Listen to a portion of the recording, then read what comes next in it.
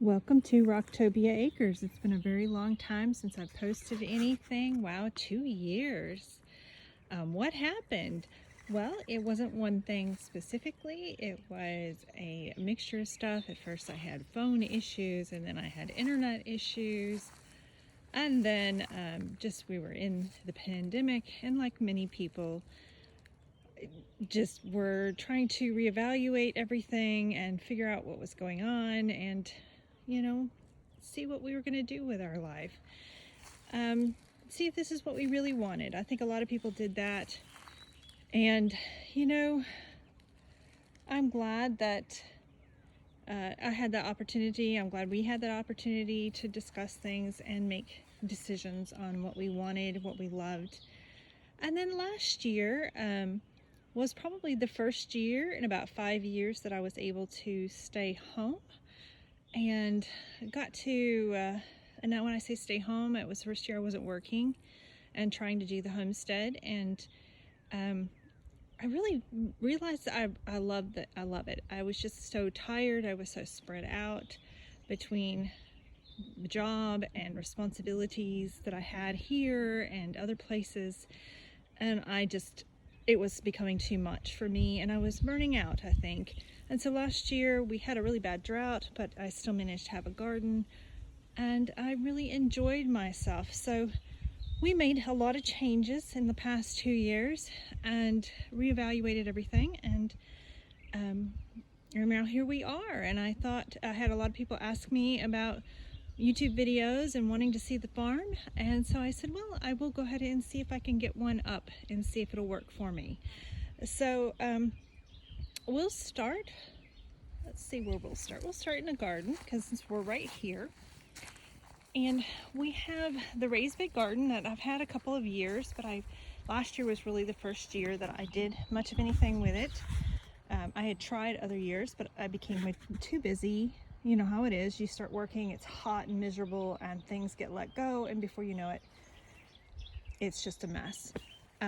So what are these tomato cages just doing out here in the field? Well, we had crescent tomatoes planted here last year. We had a little mound of soil here, and crescent tomatoes are itty bitty little tiny tomatoes. They're very sweet, they're very tasty, and great for snacking, good for salads. They take forever to pick, they're very prolific. And they go and go and go until winter finally kills them off. They're very determined. But I love them. So I didn't get all of them picked, obviously, because there's so many of them, and they ended up reseeding themselves. And so I have put up, I don't know if you can see, there's one right there.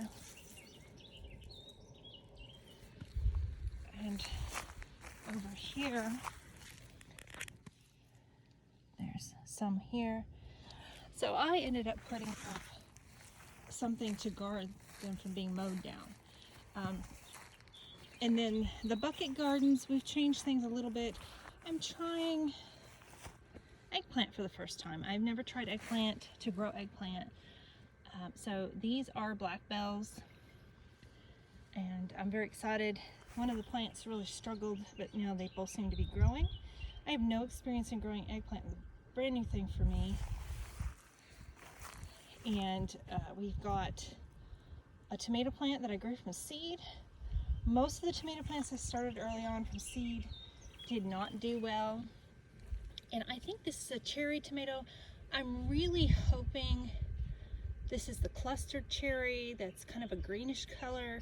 It was the one I tried, and it seems like I lost most of them. But that happens sometimes. I had some issues. We rescued some kittens, and they got into my starts, and I would just love to have a greenhouse or a sprout house or something to prevent that from happening. But unfortunately, I lost a lot of my seedlings. This is one I bought as a plant already. It is also a cherry tomato, and usually I don't grow cherry tomatoes. Usually I grow things that I can and just those things, because I usually only have just a few tomato plants. But this year I thought to myself, I love cherry tomatoes. I loved having tomatoes in my salads and stuff. I am definitely going to have some cherry tomatoes in my garden. And so this plant's doing fabulous. This is another one I started from seed, but I don't know if you can tell. The poor thing, a bug got a hold of it. It really ate a lot of the leaves. It actually ate all of the leaves, but somehow it managed to survive. And as you can tell, it's potato leafed. And so that is a brandy wine. That's a pink brandy wine. And behind it is actually a marigold, but it is one of the edible marigolds. Another thing I grew from seed. I was trying to grow a lot of things that were edible and different, unique. Pepper plants. I had markers in these things, and I do not know where they went, and I cannot remember what kind of pepper plant they are, but they are supposed to be a sweet pepper plant, and I'm thinking they're like the lipstick peppers, but I'm not 100% sure. They might actually be, and I can't remember the name, but a stuffing pepper. I'm not sure which one survived. I had a horrible time with peppers because I had to, again, the cats got into them. I had to take them out too early, and it was so cold, they didn't do well. This is actually a jalapeno. I don't usually grow hot peppers, but for salsa and stuff, here I am weeding, salsa and stuff, it works out really well to have a few jalapenos. We'll see how they do. This plant, it's hard to see, it's a purslane, and they actually can grow wild in this area of Arkansas and other areas too. But I actually purchased this plant last year. I kept it inside all winter, and I transplanted it this spring. And it's a succulent type plant, and technically, which succulents, they are kind of like a cactus, but they don't need as much water. They've got these thick leaves, and this particular type of plant is one of the very rare plants that have omega-3 fatty acids in it. So it's a very unique thing. I wanted to see how it would do. Like I said, they do grow wild around here. I don't have any on my property that I could find, but I do know people in the area who do.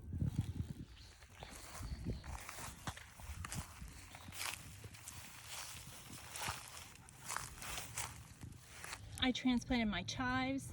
Just looks like grass sitting there, but they are actually chives because it was in such a small container. They just do fabulous, and I love chives, especially in egg salad sandwiches. I'm just funny that way. And here we have some squash. That's yellow squash. I always grow a little bit of yellow squash. These squash plants aren't doing particularly good yet. This is a gray zucchini. As you see how great that plant's doing, and that's the same kind of plant. It's not doing good at all. I don't exactly know why, and that's the same plant too. I've got 3 of those planted in here. This was a cucumber. I don't have the names of these cucumbers. I've not tried them before, but they're kind of for pickling. I hadn't put up pickles in about 7 years, 6 years actually. And so this is a plant that had died, and this plant was another one, and it died, and so I just planted the seeds to go ahead and restart. This is kind of a spring garden on this side. It's more shaded in the afternoon, so it stays away from the sun, and it takes longer for things to bolt, but these are definitely bolting. This is kale. This kale actually came up on its own. It was part of my fall garden, died back early in the spring. Here comes some kale. I was very excited about that. It is obviously flowering, but we are still eating off from it, and it's actually a very tender leafed kale for salad. I really like this this kale. I mean, it's just amazing, because if you know kale can be really tough. And I've got some more of those edible marigolds back here. I do need to do some weeding. Always need to do weeding. And my lettuce is bolting too. This lettuce and this lettuce. And actually, I think these two also came up on their own. I did not plant them. I had planted more lettuce up in the front, and for some reason it did not grow. There is some trying to grow in the back here. Again, I don't know. We've had just kind of a weird year so far when we were just starting. Peas. The peas are great. I actually got these from plants. I got them from Azure Standard. And I know it's kind of hard to see them because grass is growing in the back. It's one of the problems of having a fence line here, is that we tend to have grass that grows in the fence. And so I have to come along with scissors, believe it or not, and pull the grass through and cut it. And it's very time consuming. So this time of year where we're getting a lot of rain and a lot of growth, we just get a lot of grass. But I'm getting lots of little peas. I'm very excited. I wish I'd planted a whole lot more of those, but my bad luck with peas, I just kind of was trying them out. The spinach did really good and all of a sudden went bolt. It just, let's see what kind it was. Bloomsdale spinach. It really did not last very long. It was just starting to grow when it bolted. So unfortunately, we are still eating some in our salad, but it's just, we didn't get much out of this. I think I needed to plant it a lot earlier. These are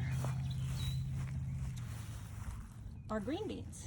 Now, they look a little weird. They look like we planted them in succession, and some are smaller than others, but they're actually two different types.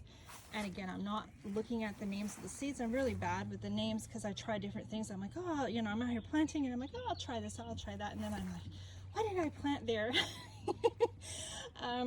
I've been trying to label, but sometimes my labels just disappear. However, I know the ones in the back, they are actually a white bean with purple specks, but they taste just like a green bean. They might be a little bit bigger. You have to be careful. They can get really, really huge fast. But they're very tasty, maybe a little tougher, but again, they just seem to go and go and go and produce and produce and produce. And it's so much easier to find a white and purple bean on a green plant than a green bean. The other ones are green, regular green beans. Again, I don't remember. I think they're jade. I don't think I had any other variety available, and I just used what I had on hand. And I think those were the jades. And overall, they are doing good. I lost a couple of plants because a bird seemed to like them as well and came and picked them up. But the birds didn't seem to like those. I don't know why. But I'm happy about that because hopefully we'll have some green beans before we know it.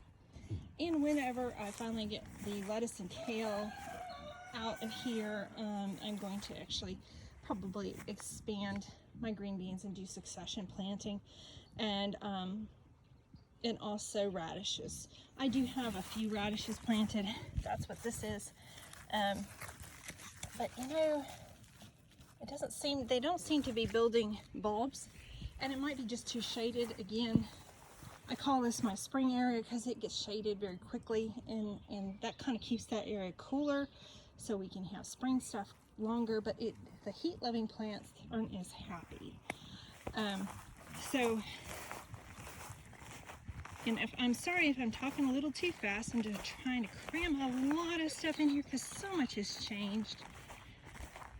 We were going to do a raised bed garden, and we probably still will expand a raised bed garden in this area. And, well, it was just too much to take on this year. And one thing I did learn, and one thing we did decide, is instead of trying to force things to happen and make our lives miserable, we were going to do what we could do and not worry about the rest. So I ended up doing a mound garden. The ground here is very shallow. The good soil is very shallow. And so it really wasn't usable without tons of amendment. And so we were talking about what we were going to do, and I said, let me just try a mound garden. I've seen other people do it very successfully. So these are the pepper plants. Now, unfortunately, my beloved goats got out of the gate, and they came over, and they decided to thoroughly enjoy my pepper plants. And I am probably going to lose a couple.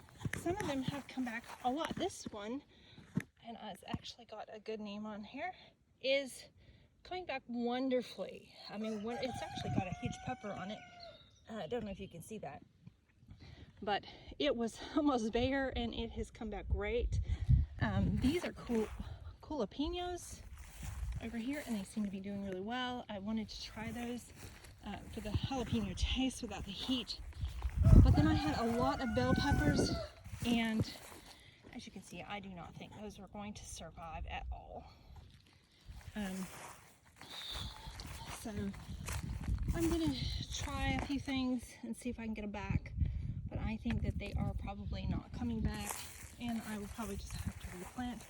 I don't actually remember what kind of bell pepper they were. I think just a standard kind. In this row here is my tomato row. And so I have got quite a few early girls. I originally had them all planted with other things, but I lost a lot of my tomato plants. Unfortunately, some of it to the goats. When they walked through, they didn't eat the tomato plants, but they did dig them up with their hooves. And these are Pharma Marigold Caladundrums. I'm not sure if I'm saying that correctly. I thought I'd give those a try. This is a little kind of cherry tomato. I think it's a black cherry.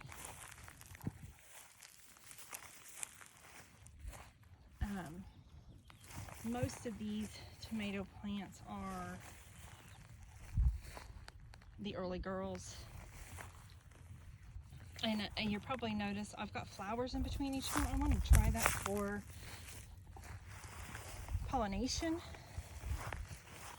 This is a yellow brandywine I purchased, and it's doing very well.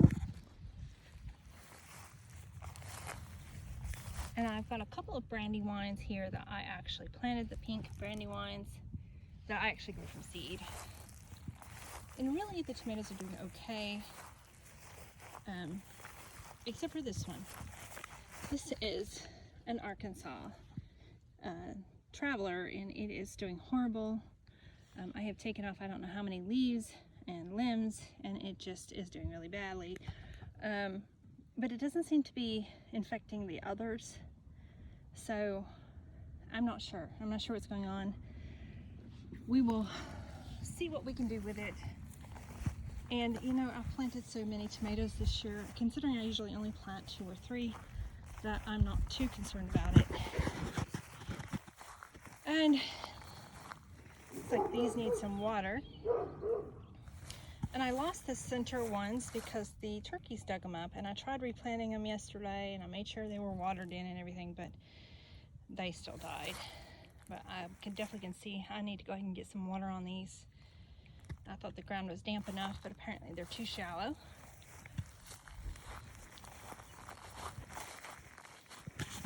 One thing you'll see missing out there is the cows. We ended up selling our cows, all of them. And I have to say, if I were to tell you one thing I really regret, is selling all of our cows. We really miss our cows. I miss them dearly. Chickens, we have this hoop coop. And my husband did a great job making this hoop coop. I'm really proud of it. It's been working great. And the chickens inside are American breast. I always try to call them breast. American breast chickens. I hatched them out. We actually had 13 eggs, and I only ended up getting 3. I've got a new hatcher, and new to me, it's a couple years old, but I cannot seem to hatch things out properly with it. I'm starting to read up on problem solving with it, with better hatch rates, and maybe it's just because I'm always got shipped eggs that could be the issue. But I've got 3 beautiful birds here. We wanted to add more and still hope we can, but right now we've got more chickies coming up than we have room. And I would like to just have a flock of breasts. I'm sorry, I'm really bad about that. I'll learn one day. But they're very, very attractive birds. The one doesn't quite look as big as the others, but like I said, they hatched all at the same time. They are very attractive birds. They're not old enough to lay yet. They're growing up nice. They're dual purpose. You've probably heard a lot about them already. And we haven't tried them before. Unfortunately, we were hoping for a few extra roosters to try the taste as far as the meat side of it, but we got one rooster and 2 hens. So again, we're going to buy some more a little later, just not right now. We've got tons and tons of chicks coming up.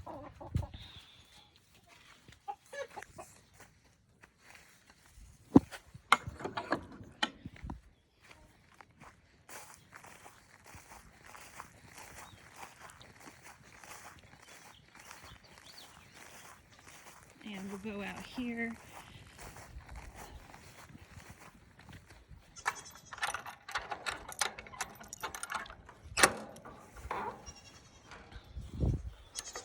It's a goatee day today.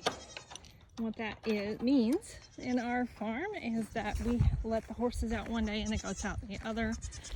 For a couple of different reasons, but the main reason was because one of my horses became very aggressive towards the goats and actually hurt one, and so we don't allow them to come together anymore. We've got lots of babies in the field, lots and lots and lots. Beautiful babies, absolutely gorgeous.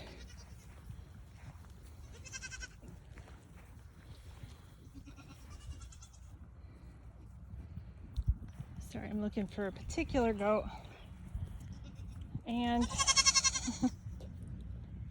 there he is. He got out. We were trying to wean that little boy, put him in with the bucks, and I was worried he was going to get out, and he did. So I don't have any girls in heat or anything right now, so it's not a big deal, but he is almost 12 weeks old. And the reason why we like to wean him is, or even earlier than that, is because there's always a risk of them learning how to breed early. Yes, I have my babies, lots and lots of precious babies. And one who is chewing on me. Oh, I love these goatees. Now, we did downsize our herd. At one point we had 11 bucks, and I don't remember how many does. We sold 2 adult does, and we sold all but 5 bucks. And they're all looking at me like, what are you doing out here? But right now we have tons of babies. I think we have 12 or 13 babies. A lot of them are sold. We only have 3 that are left unsold at this point as far as this year's. One doe who's unregistered. She's a golden white. She had buyer 2 times, and both times something came up and they couldn't follow through. She's just going to make somebody a really good milker, but she can't be registered. And I don't know if you can see that golden white over there, or she's actually by another that looks like golden white as well. So, but it's the one with the more white on it. And then we have 2 bucks, 2 bucklings. One that's going to be registered, or can be registered. I might consider letting him go as unregistered. And then one that can't be registered because I had a doe sneak in with several of my bucks.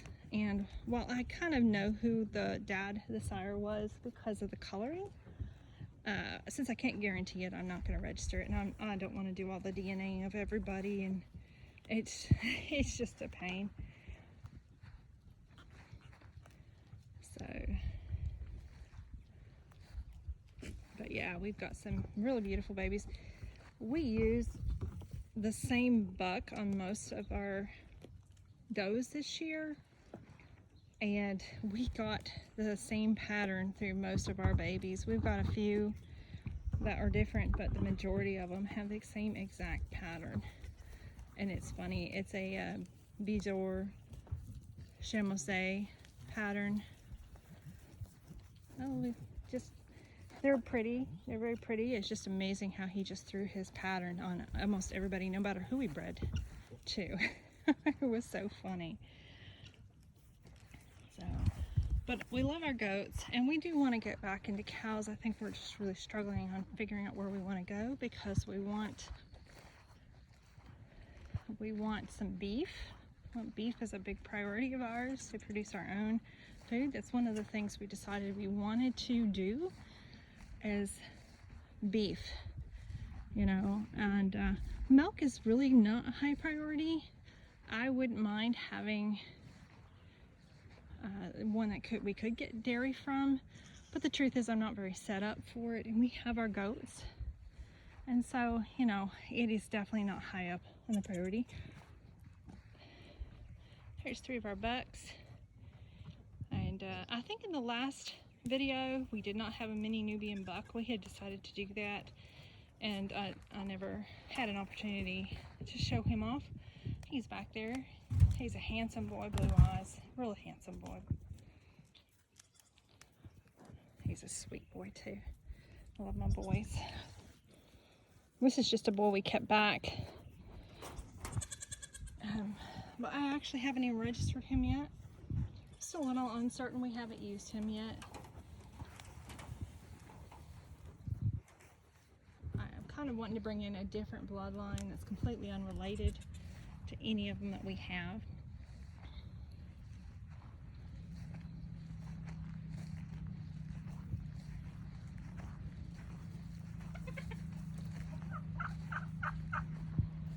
Just some chickens. I don't know, this shadow and sun is just kind of crazy. They're like, I don't know what you're doing, pointing this thing at me. And some pretty little goaties. They were the last ones born.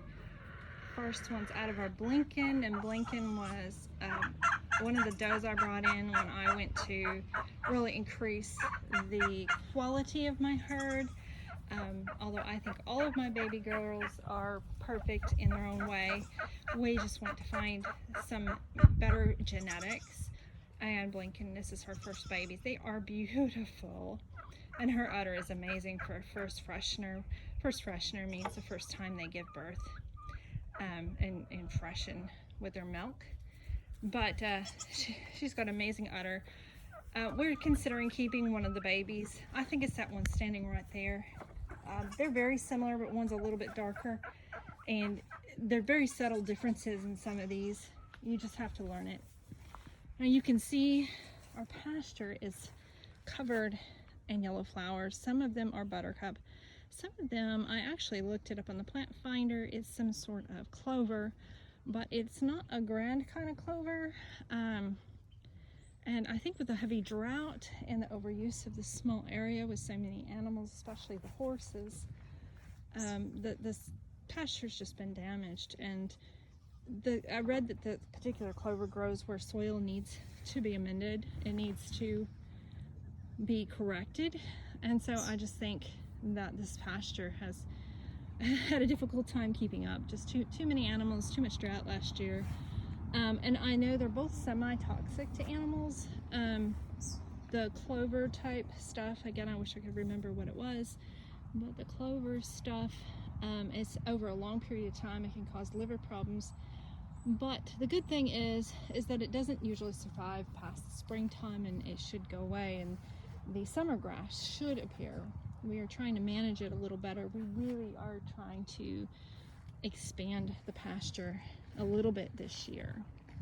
One of the things we did do this when we decided what we were going to do is not to be too obsessive over expansions and things like that, because it was getting so overwhelming, not just for myself, but for my husband as well. And we finally, after I don't know how many years, 3 years I think, maybe longer, replanted most of the orchard, not all of it, but most of it. And mainly apple trees, because all my apple trees were killed off. When the livestock got in here, the cows, They ate my apple trees down to nubs. And I really don't know if you can tell. I don't want to go in there right now or encourage the goats to go in because they will eat up my plants. The majority of the trees, the newly planted trees, are doing okay. One apple tree is struggling that we planted new. Interestingly enough, it is an apple tree that was supposed to be super hardy and one of the best ones for the area. And some of the others are doing better. It's just go figure, you just never know. But it may come back. We had a pear tree, another Asian pear tree. I was like so excited to find one because I love the one I have, and we got another one, put it in the ground, and it went shock, lost all its leaves. I thought, oh no. And it's come back. So got all new set of leaves. It's beautiful. Now you're probably seeing that bushy thing. That's actually just a dead tree with the base is growing some stuff. You know, when they do these trees, especially the dwarfs, semi-dwarfs, they attach them to rootstock, and it's just the rootstock growing. The actual tree is gone. And I have another one in there that's also dead and needs to be replaced, but I want to replace that one with another cherry, and then I'm hoping for another nectarine to replace the other. They were peach trees. I never could get my peach trees to grow, ever. And I gave up, at least in this area. You know, maybe another part of the property. I'm told that maybe that's just too hot and that part of the area gets warmed up too quickly. How's my baby girl? How's my sweetie?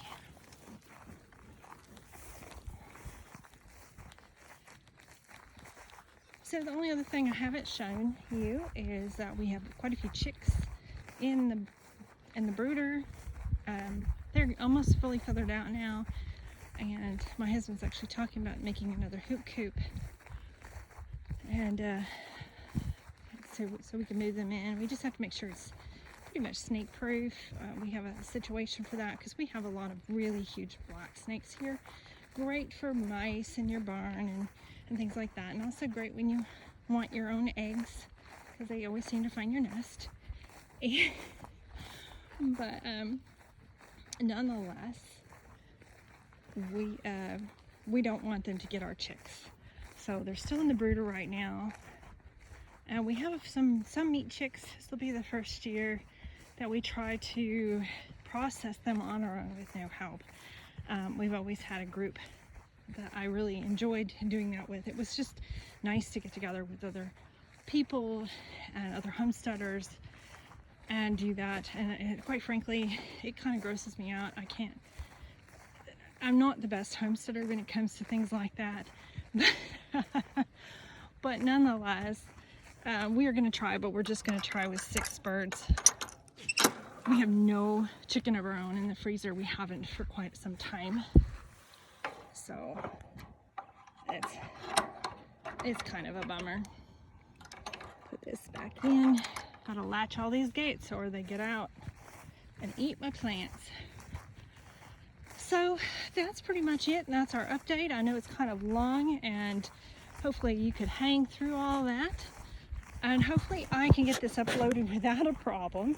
And if that is the case, I will certainly be updating things more often, and hopefully get the YouTube channel up and going again with better updates and a little bit more of what's going on around here. Hope you all are doing wonderful and enjoying your spring, and would love to hear all about what you're doing. All right, until next time, bye-bye.